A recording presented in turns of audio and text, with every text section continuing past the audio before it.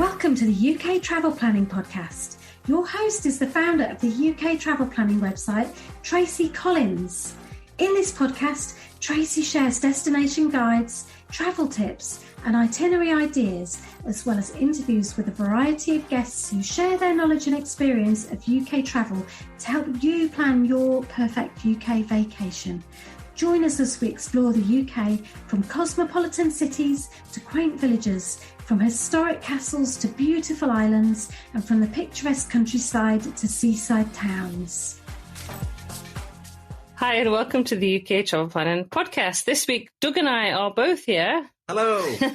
To chat about our favourite experiences from our trip to the UK this summer. So it was pretty difficult. Went down to 10, wasn't it? It was very, very difficult. Yeah. It took us a while to do it, and we've chosen experiences because obviously we talk a lot about destinations, but we want to talk about actually the experience that you can have at some of these destinations and the experiences themselves. So the first one we both agreed on, didn't we? We did, yeah. It was St Michael's Mount in Cornwall. Yeah, so St Michael's Mount is a tidal island based off the south coast of Cornwall, and you have to book to go there. It's and pay to go over to the island. If you book while obviously the sea is out, you can walk across the causeway to the island. But if the sea is in, which it was the day that we went, you have to catch a boat, which is all part of the experience. And I would highly recommend, if you can, that depending on the tides, because obviously that's what you've got to go about when you book, you can get the boat over and walk back on the causeway, which is exactly what happened the day that we went. That's right. We also should say we're incredibly lucky with the weather. It wasn't windy. It was a lovely hot summer's day. It was a very, very lovely day. And so when we got across to the island, because it was quite early when we went, we did go to the island cafe, had a cup of tea and a croissant before we set off to explore the island. So it's not huge. But one part I would absolutely encourage everybody to buy tickets to go to, and you do need a ticket, is the terraced garden, which is something incredibly special. Yeah, they've got it's unusual for the UK, they've got Mediterranean type plants and cactus plants. I think so, yeah. But it's just not plants, vegetation you'd expect in the UK. No, and the views across to Marazion and just the views across to the sea are really spectacular, especially if you go on a beautiful sunny day, which we did. And you actually walked up to the house castle, didn't you? Yes, I walked all the way up. I was quite fortunate because I was on my own. I ended up talking to an English family with their two boys, and they sort of adopted me for an hour. And so we walked round together. Yeah. It was a lovely experience. They were very friendly. I think they were staying. I think they were staying in all their 2-week vacation. They were staying in Cornwall. Oh, okay. And that was the one item that they were looking forward to as much as anything else. I think it's a real bucket list destination for many visitors to the UK, and definitely highly recommend it. You do have to book in advance. Do check the tides. I will put some photographs on of St Michael's Mount the day that we visited. And I would really recommend, if you can, to get the boat over or the boat back, because obviously whichever way, and walk one way. It was lovely because you just walk, when you park your car, walk along the beach to a meeting point, and there's lots of boats. It takes about 5 minutes in a boat to get yourself over to the island. It does. And what was really good about the boat trip, you went slightly away from the island, so you got views that you might not usually see. That's it, spectacular views. And we also had a little dog in our boat, didn't we? It did. It wasn't guests going across with the dog. It was the boat owner. The boat owner. Yeah, the boat owner. So again, it's just a lovely experience and something that I look back on. So while Doug went up to the castle, I have to say I just sat on the grass and enjoyed the weather and the views, and ice cream. And the ice cream. Yes, that's absolutely. So our second favourite experience when we're in the UK was to go on the Jacobite train. So we're going all the way from Cornwall, all the way up to the Highlands of Scotland to Fort William. The Jacobite train is well known as also the Harry Potter train. So the train that takes you to Hogwarts and across the Glenfinnan Viaduct. So again, this is an experience which you have to book in advance. In fact, I booked in November for May because it gets fully booked.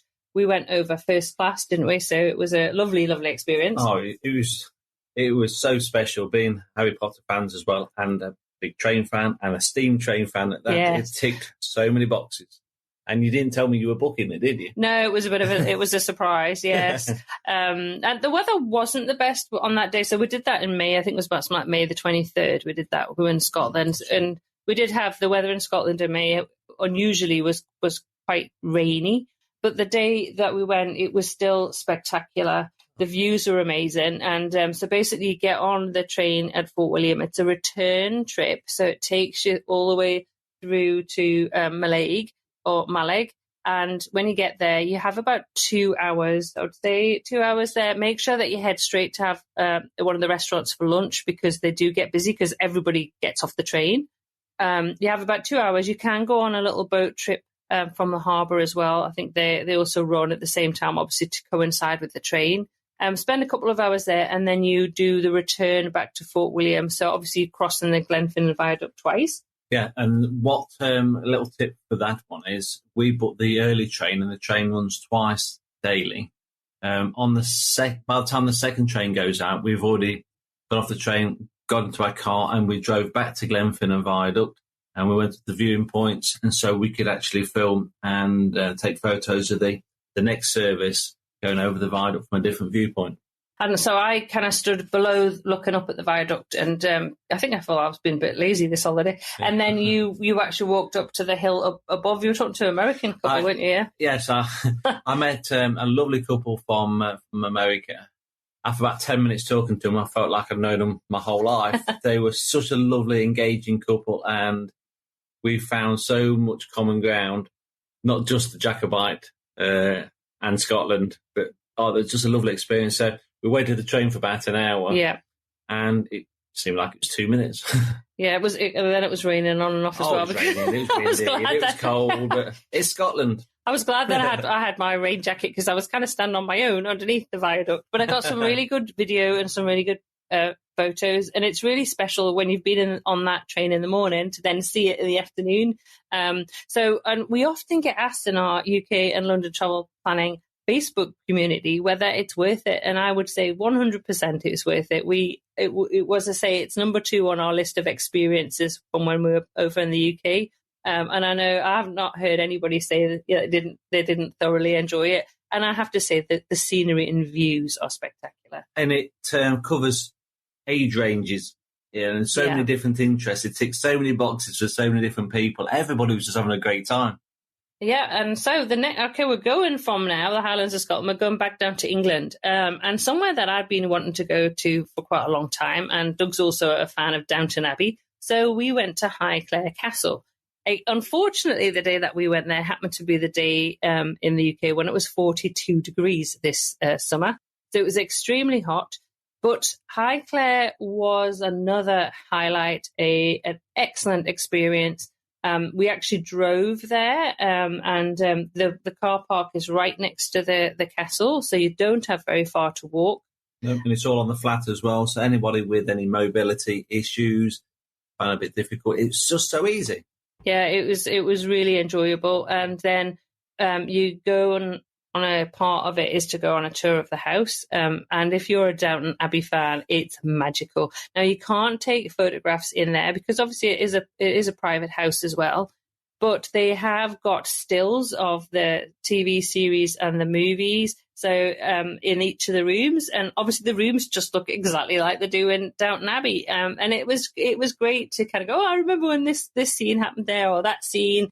So that was a very special experience. And it was a very, very hot day. So we did sit underneath. There's lots of lovely trees you can sit under. So we sat under trying to eat rapidly melting ice cream because it was really, really hot. Yeah. But again, and that's actually to go to Highclere, there are quite a few tours that you can take from London to get there. Alternatively, you can take the train to Newbury.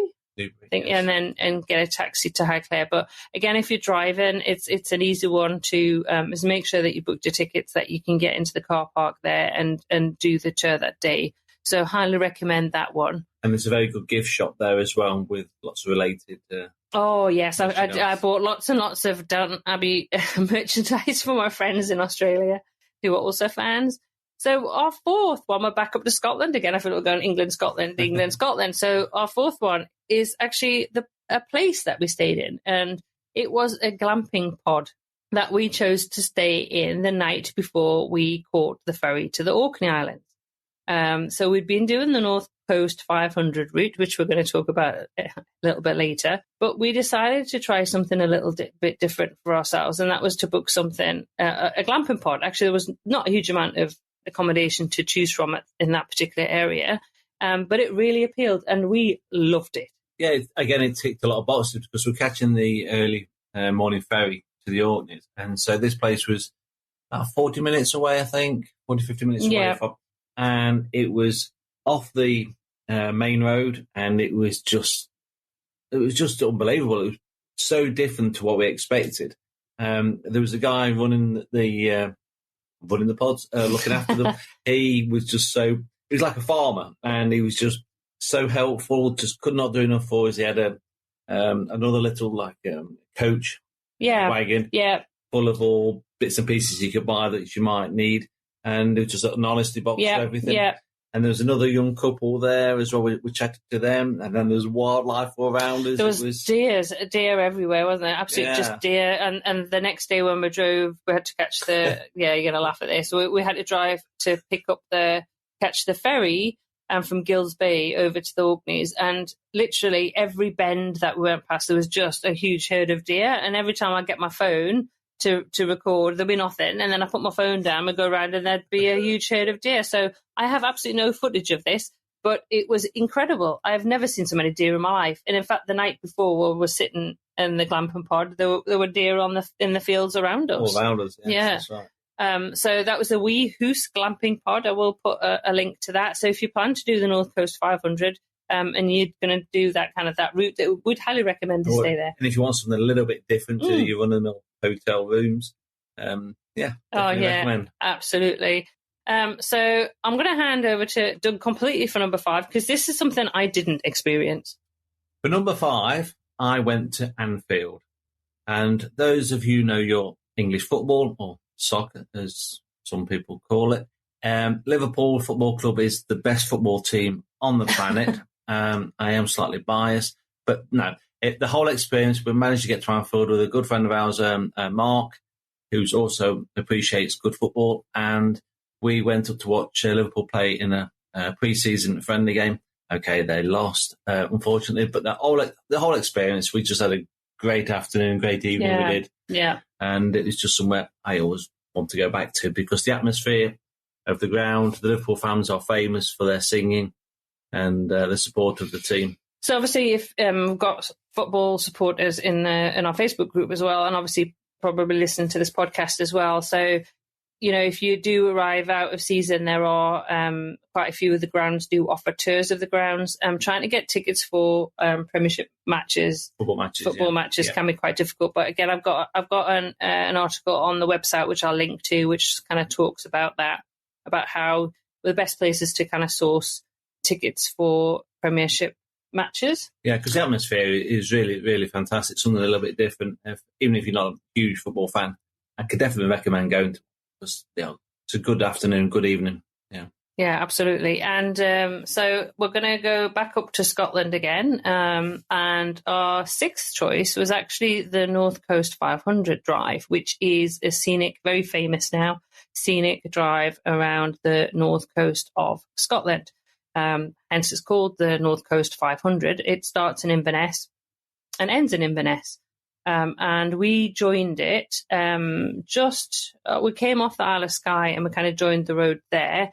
The first part of it that we did was quite infamous, Applecross, which I didn't drive. I think I sat silently screaming while Doug drove it. It is a road that is closed in the winter because the roads are basically treacherous. Yeah. So, you drove that, didn't you? Yeah, it's pretty hair-raising, but I'm quite a slow, steady driver, and I am obviously familiar with driving on the left.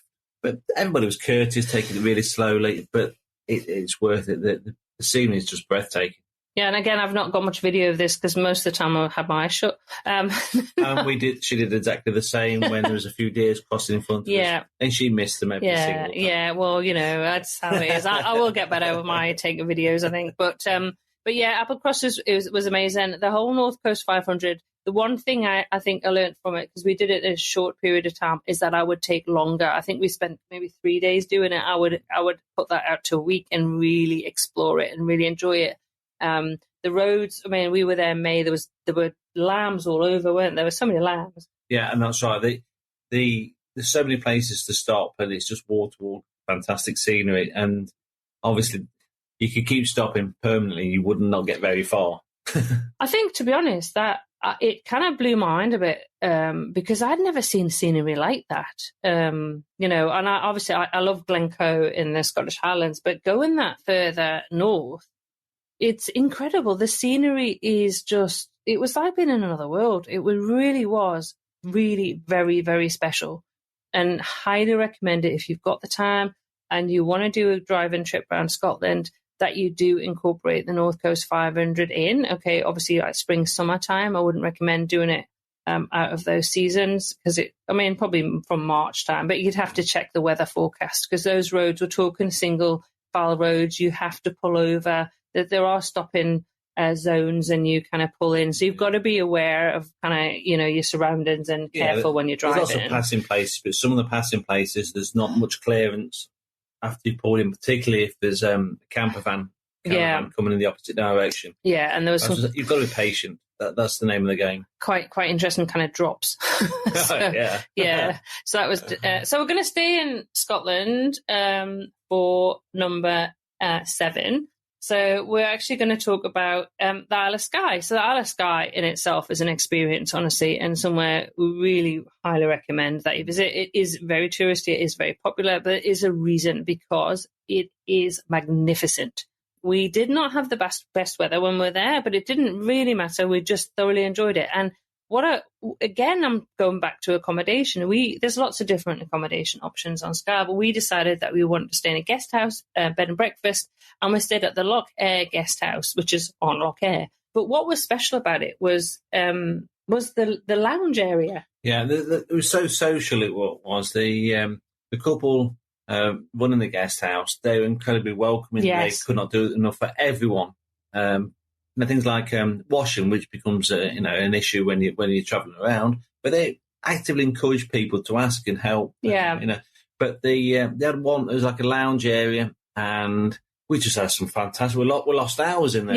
Yeah. Because there's people from so many different countries. There's Americans, there was Canadians, Germans. There was a Dutch couple and a few Scottish people, and then us being English. Yeah. But it was such common ground. Everybody talked about the travel experiences, not just in Scotland, but all around the world. It was just such a shared. It was really lovely communal area, and especially if you've been out in the day and then to sit and have a drink and a chat in the evening. So that was a real highlight, actually. And also the views from there were stunning. So we've actually been talking about next summer's travel, and we have talked about Skye, and we will absolutely go back there again. It wasn't too far out of Portree, but in a beautiful area.